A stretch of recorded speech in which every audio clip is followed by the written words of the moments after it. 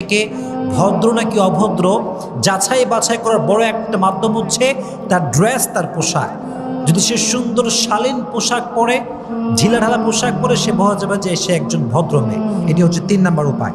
4 নম্বর উপায় হচ্ছে ভদ্র মেয়েরা সাধারণত সেলফ সেন্টার্ড হয়, আত্মকেন্দ্রিক হয়। আপনি দেখবেন ভদ্র মেয়েরা বাসার থেকে বেশি একটা বের হয় না। মাসের পরে মাস হয়ে যায়, সপ্তাহের পরে সপ্তাহ পার হয়ে যায়, কিন্তু ভদ্রমেয়েরা বাসার উপর থেকে নিচে নামেই না।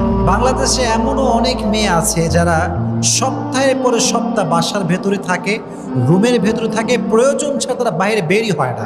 অনেক মেয়ে দেখবেন যে বাসার পাশের যে এলাকা আছে ওই এলাকার নাম কি তাও সে জানে না। এতটা সভ্য, এতটা ভদ্র যে আশেপাশের এলাকার নামও সে জানে না, কখনো সে বের হয় না প্রয়োজন ছাড়া।